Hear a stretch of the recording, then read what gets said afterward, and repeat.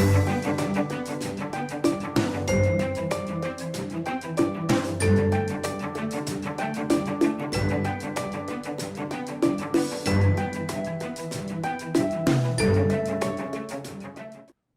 are in our chapter 9, free convection heat transfer, and so far we've gone over just some physical parts of what free convection is compared to forced convection. Forced convection is pretty much chapter 7 and 8. Chapter 7, external flow. Chapter 8, internal flow. Now chapter 9, we get to free convection. We talked about free convection, what's going on physically. We modeled it with the governing partial differential equations. We talked about the solution to those, and we said that the solutions give us the velocity and the temperature in the boundary layer on a flat plate under free convection conditions. And I think that's about where we ended up. So today, we're going to set the equations up for how we solve for the convection coefficient.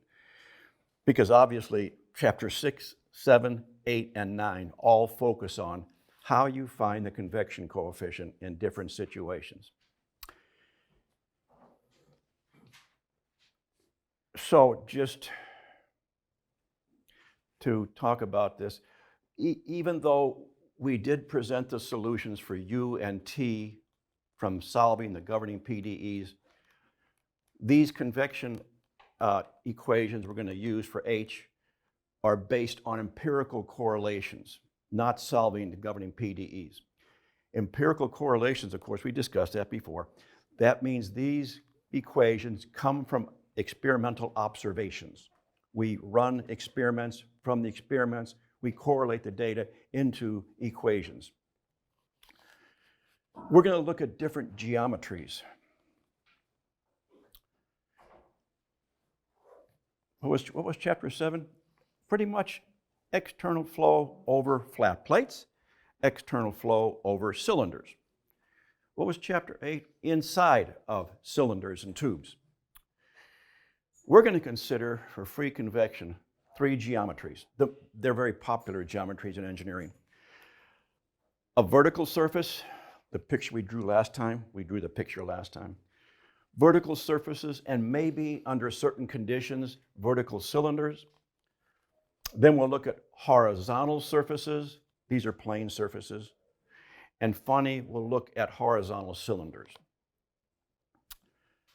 So, of course, they're commonly found geometries in engineering. Obviously, those vertical and horizontal cylinders are pipes, and go to any power plant, go to any manufacturing plant, there are tons of pipes. Go to a solar collector field, there's tons of pipes, so we engineers deal with pipes tremendously. So they are important. And we'll mention more examples as we work example problems. Now, just to remind you, there's no chapter 9 homework due to be turned in. This is the last chapter in the course. But I'm going to work in class at least 4 example problems using these geometries. In the textbook, there are example problems, at least 3 good ones to look at. So you'll have roughly 8 or 9 example problems worked out for you. One of each of these guys, and sometimes maybe 2 of a particular one. Okay, so just so you look ahead and see what's going to happen. And as you know, I mentioned that one of the problems on the final will be chapter 9 problem. So 25% of the final is chapter 9. So you want to really make sure you're ready for that. Okay, so we start out with a vertical plate.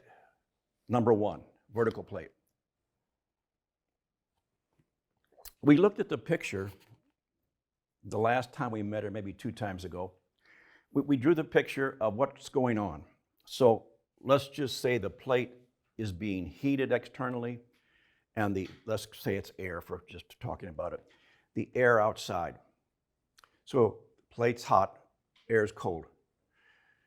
air touches plate, density goes down, buoyancy effect, the air rises on the plate. A boundary layer builds up from the leading edge of the plate down here. Boundary layer builds up. We talked about that last time. We drew the pictures of how the temperature and velocity varied in the boundary layer. We measure x along the plate length of the plate. This is L, x equal L, right here. Y is measured normal to the plate. So we did that last time, and we then, by the way, if the plate's cold and the air is warm, take this side over here. The air touches the cold plate. Density goes up, it gets heavier, it drops. In that case, the boundary layer starts here at the top, and it gets bigger as you go down. This is x equals 0, this is x equal L for the cold plate. Okay, but we'll pretty much talk about the surface being heated and the fluid being cooler as we go through this. We start out with the governing correlation equation, which is, again, the Nusselt number. Nusselt based on length L. Don't forget, this is L. HL over K. It's equal to a constant, Rayleigh number, L to the n. Now, the Rayleigh number. The Rayleigh number is a dimensionless parameter. As I said before, tons of them in convection, tons of them in convection. The Rayleigh number is the Grashof number times a Prandtl number, two dimensionless numbers. If you go through, we had the Grashof number in our previous lecture. So if you multiply Grashof times Prandtl, you get this guy. G, gravitational acceleration, local. Beta, a property of the fluid. If it's an ideal gas, 1 over the absolute temperature. If it's a non-ideal gas or a liquid, go to the back of the book and you'll find beta. T surface minus T free stream, divided by kinematic viscosity, divided by thermal diffusivity, times L cubed. L, height of the plate over here. Now, if we contrast that plate to chapter 7, here's chapter 7.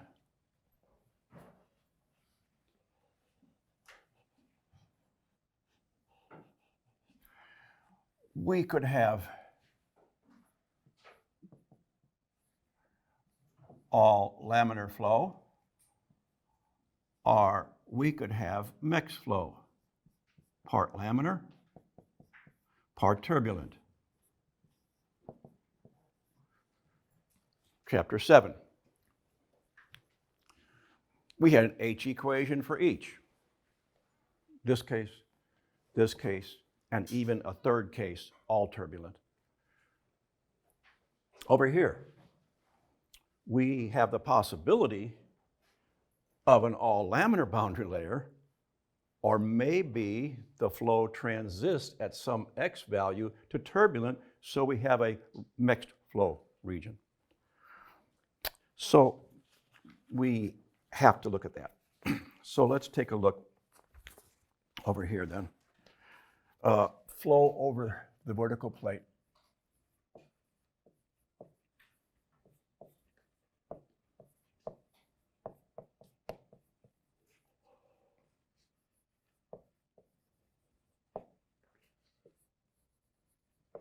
Can be laminar or turbulent. In other words, it can transist at some x value to turbulent boundary layer. The critical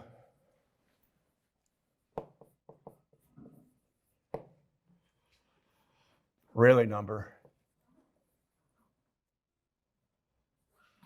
is 1 times 10 to the 9th.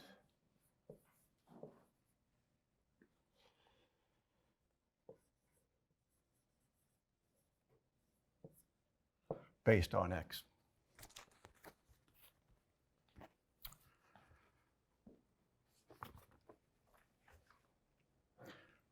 Go back over here, chapter 7.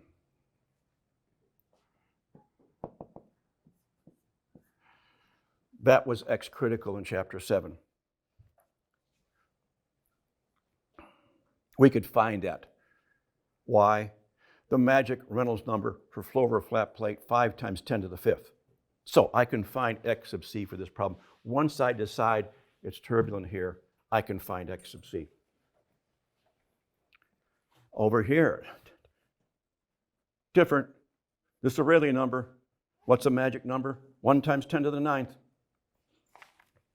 Okay.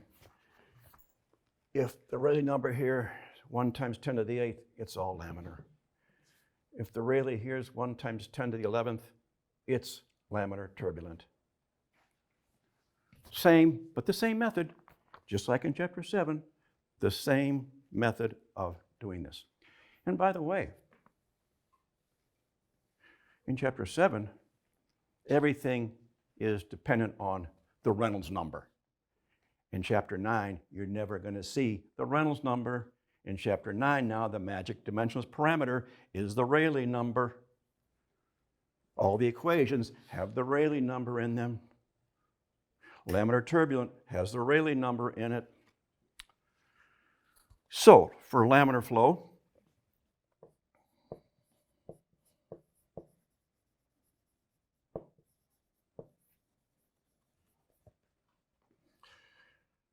Rayleigh number based on L less than 10 to the 9th. Values of C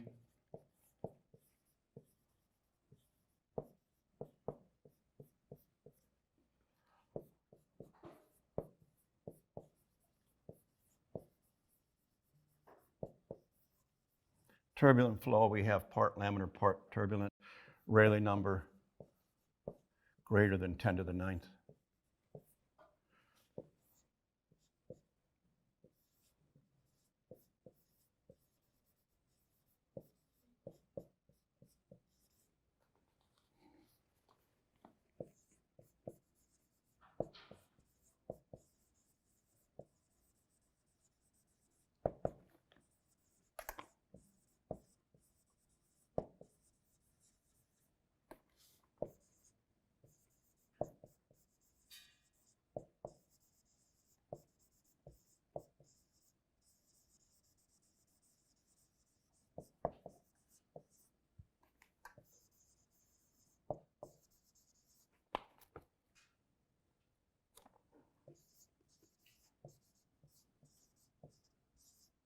Now, of course, there's different correlation equations available. This one is an earlier one which might not be as accurate or good over a range of values as other ones. So there are other correlations available that you would probably use rather than this one. But for the purpose of our class and the textbook and so on, we're going to use this one. 924.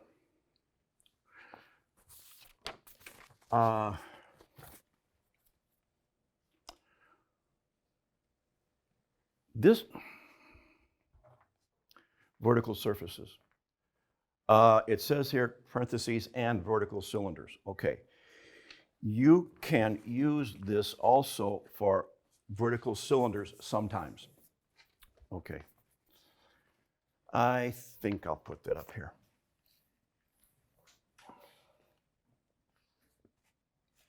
So equation 924.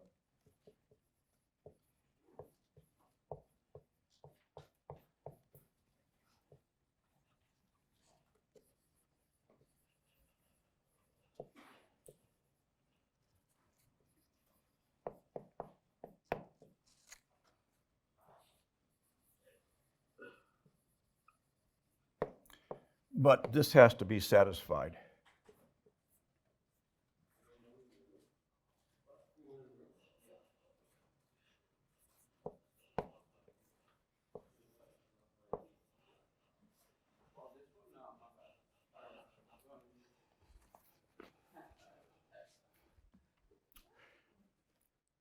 Before I describe this equation, let me back up a bit and say, you know, all this stuff here, this equation is based on empirical correlation. What does that mean? That means somebody took a vertical surface out in a lab.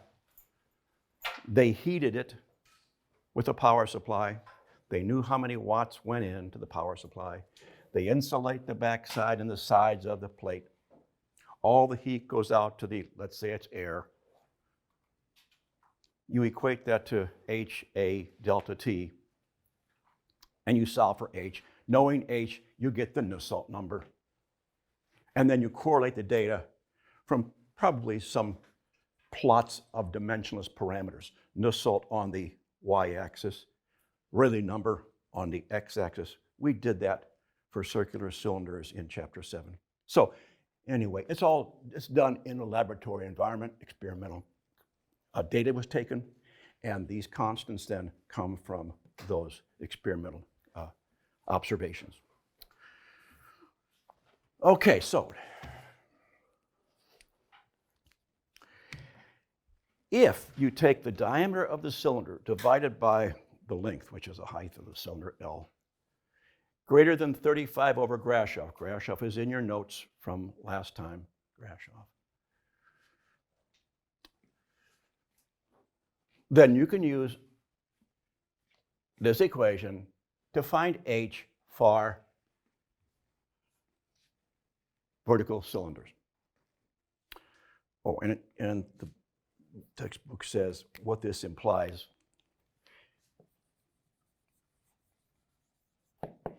Delta is much less than diameter. Delta is the boundary layer thickness.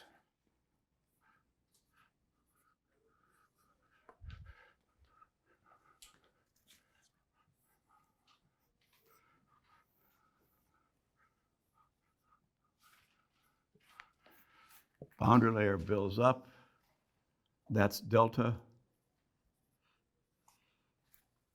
If delta is much less than this diameter, that's what this thing really implies. But you calculate this guy, and if that's true, you can use that equation. See, there's the vertical cylinder. It's got a diameter. A boundary layer builds up from the bottom, and it goes up. This equation, if it satisfies, implies that the boundary layer thickness delta is a lot less than the diameter. For instance, let's say you had a 3-foot diameter tank of oil, and you're looking at the outside the tank is warm because the oil is warm. So the outside the tank, 3 foot in diameter of hot oil, a boundary layer builds up in the air.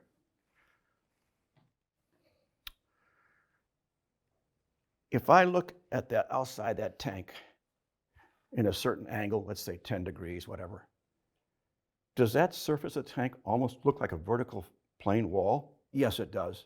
Yes, it does. These two hands are almost form a vertical. Now make a small cylinder. Now is it a plane wall? No. So this D, if it's real big, okay, then typically delta is small compared to the diameter of the tank. So just walking through it from a physical point of view, that's kind of what it means. You can approximate the wall of the tank as being a plane wall. Unwrap it.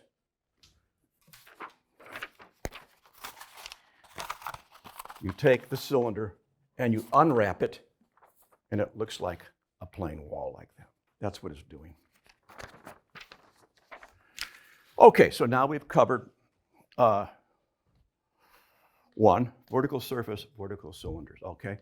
Let's take a look at the next one.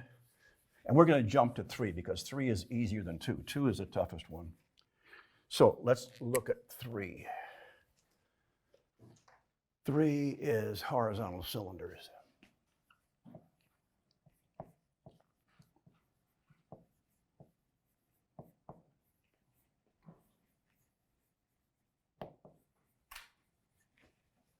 Okay, now, of course, we're looking at geometries like this. And of course, if the cylinder is hot and the fluid's cold, air is colder, then heat's rising off the cylinder, or vice versa. the cylinder is cold and the air is hot, then it just works the other way around. Here's the correlation equation.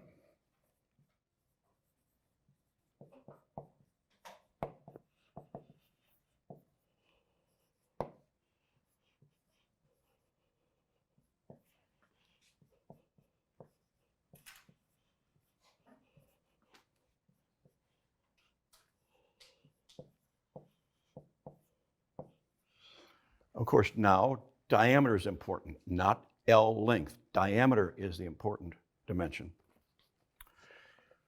The C-N values,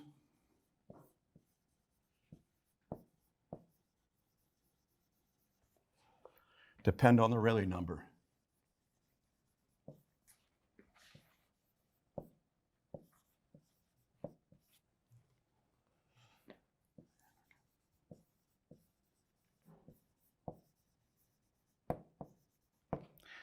Table 9.2. So it's very straightforward. There's only one equation.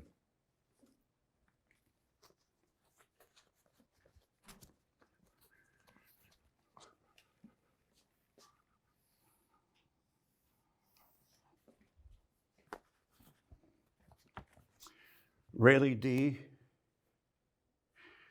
it's like Rayleigh here.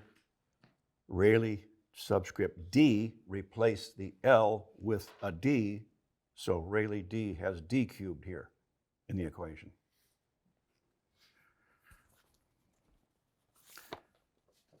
Okay, now we take the harder one.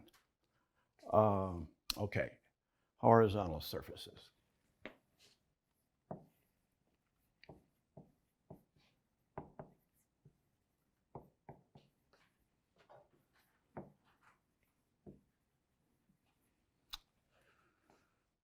Okay, so with our horizontal surfaces, we can have,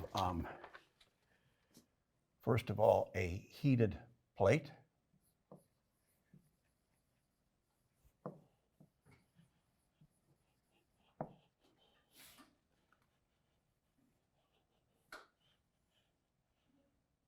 If the plate is hot and the fluid's cold, let's just use air as an example. If the plate is hot and the air is cooler, and I mentioned that, you know, the asphalt street in the middle of the day when the sun's beating down on it, you'll see little wavy air patterns off the asphalt street. Same thing here. That's free convection heat transfer if the wind's still calm days.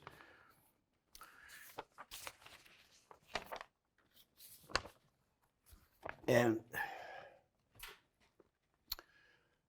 on the bottom, there can also be some air down there.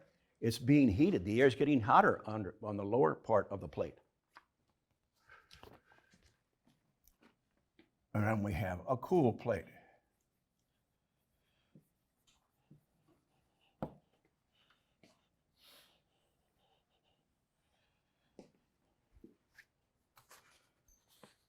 By the way, on the top one up here, you know where the best heat transfer occurs, on the top surface. On the bottom, it's like you've got an insulating layer. So the bottom is not you're not getting good heat transfer because the air close to the plate has been heated and it can't go up. It wants to go up. Its density goes down, it wants to go up, the buoyancy effect. It can't go up, there's a wall here. The top is just the opposite. The air close to the plate gets heated. Its density goes down. It wants to go up. Oh, it can go up. Good heat transfer. Now the cool plate. The cool plate. Air molecules on top get cold. Density goes up. More dense air wants to drop. It can't drop. There's a wall here. At the bottom, the air molecules touch the cold plate. The density goes up. They get more dense. They want to drop because they're heavier. Oh, they can drop now. They can drop now. So, yeah, in this case, we've got the cool plate. So, yeah, we can just go ahead and show that. Well, why is 2 more complex? There's 4 possible H's. Heated plate top, find the H. Heated plate bottom, find the H. Cold plate. Top, find the H. Bottom, find the H. 4 choices. So let's take them one at a time. So let's do, I don't know, we'll do A and B. A, upper surface of hot plate.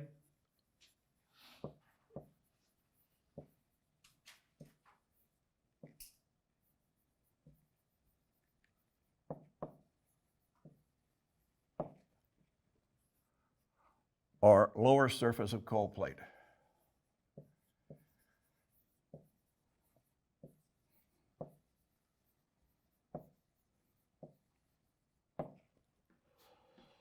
Equation 920.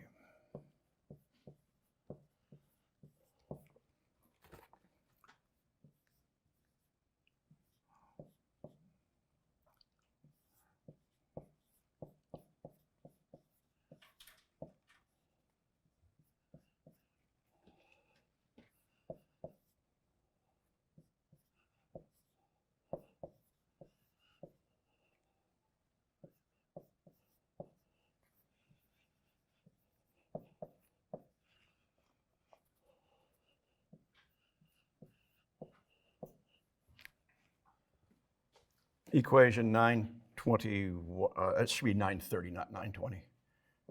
930, equation 931.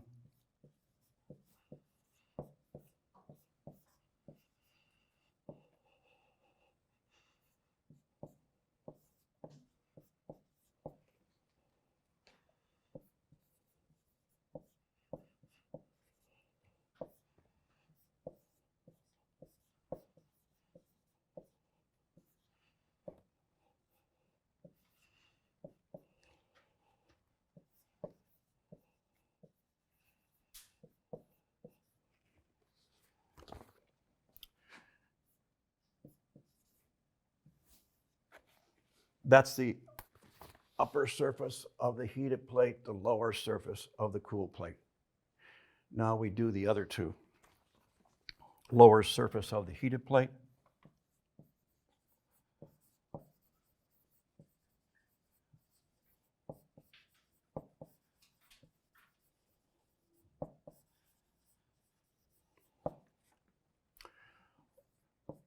Or the upper surface of the cold plate.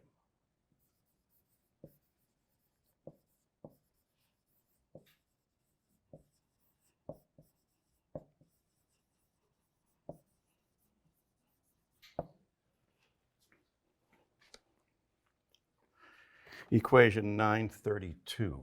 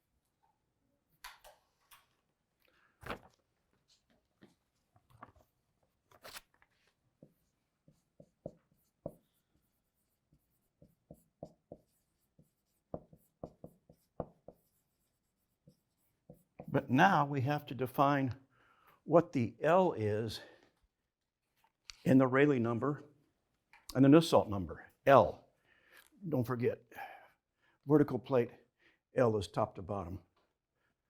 Vertical cylinder, L is top to bottom.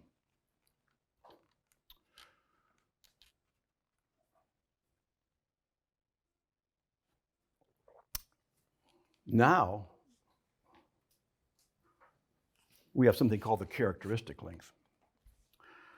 So our characteristic length L is defined like this.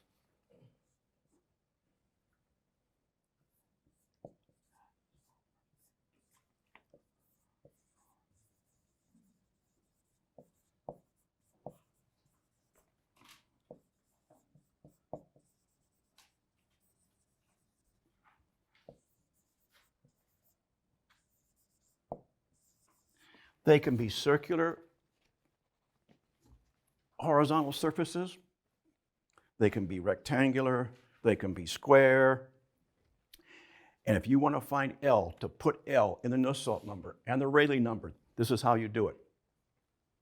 You take the surface area divided by the perimeter. If it's a circular area, surface area, pi d squared divided by 4.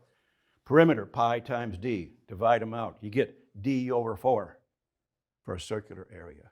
But for each area that you've got, find that characteristic length L. Then put the L in the Nusselt number and the Rayleigh number and solve for H. Yeah, you've got to make several decisions. Now, life is a lot easier for these vertical plates and vertical cylinders because there's one equation. I'm not going to go wrong in this class. There's more complex ones, but we're not going to try and look at the more complex ones. We take this one and use this one. Okay, horizontal cylinders. You got one choice. There it is. Not a problem. Use that one. Now you've got a horizontal surface. The first question, is the plate being heated or cooled? Okay, answer that first. Number 2, are you looking at the top or the bottom of the plate? Got it. Number 3, check the Rayleigh number. In this range, that equation. In this range, that equation. For B, doesn't matter, one equation for both. So you've got to really make 3 decisions on number 2, horizontal surfaces. Okay. I think we've got that. All right. Any questions on these guys then? Okay. So, well, there are other geometries too.